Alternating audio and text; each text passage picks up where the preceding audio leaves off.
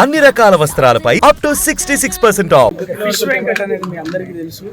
ఒక స్లాంగ్ తోటి అంటే దాదాపు అందరూ కూడా అనర్గళంగా మాట్లాడుతూ ఒక గొప్ప నటులను చూసిన మన ఇండస్ట్రీలో అద్భుతం ఏంటంటే ఒక స్లాంగ్తో వచ్చిన ఆర్టిస్టులను కూడా ఎంకరేజ్ చేస్తూ వాళ్ళ స్థానాన్ని ఇచ్చింది ఈ టాలీవుడ్. ఆ స్థానంలో ఫిష్ వెంకట్ అనేది ఒక మార్పు.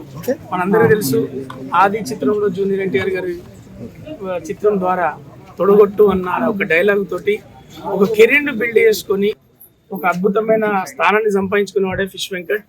ఆయన స్థానాన్ని సంపాదించుకోవడం కాదు, అందరి మనసులను దోచుకొని అందరి డైరెక్టర్లకు కావచ్చు, అందరి ప్రొడ్యూసర్లకు కావచ్చు, అందరి నటీనటులు కావచ్చు, చిన్న పెద్ద అని సంబంధం లేకుండా కాకా బాబాయ్ అని సంబోధిస్తూ ఆయన ప్రేమ ఆయనకు అంటే ఎంతసేపు ఎదుటోరికి ఏదైనా ఇయ్యాలా, ఏదైనా చూసుకోవాలా అంటే ఎంత ప్రేమ పంచుకోవడానికి దావతులైనా ఇద్దామని అంటే అంత ప్రేమ చూసుకునేవాడు. సరే, మనందరికీ జీవితంలో నటీనటులకు అంటే మేము అలాంటి చిన్న ఆర్టిస్టులు గొప్ప నటులను చూసి నేర్చుకునేవి ఉంటాయి. ఇలాంటి మా బాబాయ్ చూసి నేర్చుకునేది ఏంటంటే జీవితం అనేది చాలా విలువైంది, దాన్ని జాగ్రత్తగా కాపాడుకోవాలి, సమయాన్ని గుర్తించుకొని ముందుకెళ్ళాలి.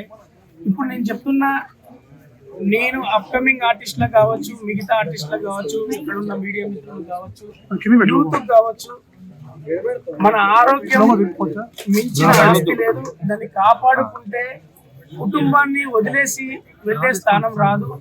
మరి ఫిష్ వెంకట్ గారు మరి అతని దగ్గర మనం చూడాల్సిన పాఠం, గుణపాఠం కావచ్చు, ఏదైనా కూడా కావచ్చు. అతను లాస్ట్ వరకు కొట్లాడింది ఇంకొద్దిలా బాగుపడి ఇంకొద్దిలా మళ్ళీ లేచి మళ్ళీ నటించి వాళ్ళ కుటుంబాన్ని సెట్ చేయాలి అనే తాపత్రయం ఉండేది. మరి దానికోసం మేము ఫోన్లలో మాట్లాడినాం, ఎందుకంటే షూటింగ్ అయితే దూరంగా ఉండేది. కానీ వద్దాం అనుకునే లోపు ఇది ఈ విధంగా జరగడం చాలా బాధాకరం. మళ్ళీ చెప్తున్నాను, మన ఆరోగ్యాన్ని మించిన ఆస్తి లేదు. అది కాపాడుకుంటే తప్ప మన కుటుంబానికి మనం చూసుకోవాల్సింది మనం ఉంటేనే మన చరిత్ర. అదొక్కటే మీరు అందరూ నేర్చుకోవాల్సింది, మేమందరం నేర్చుకోవాల్సింది.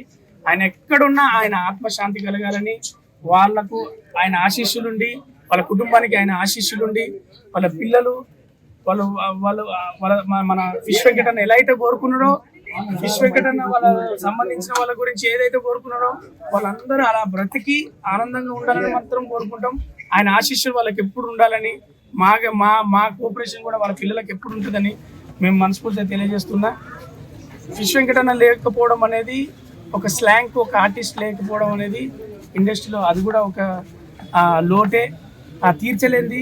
ఆయన ఎక్కడున్నా ఆయన ఆత్మశాంతి కలగాలని మరొకసారి తెలియజేసుకుంటూ నేను మీరు వచ్చాను. సుమన్ టీవీలో మీ పర్సనల్ అండ్ బిజినెస్ ప్రమోషన్స్ కోసం కింది నెంబర్కి కాంటాక్ట్ చేయండి.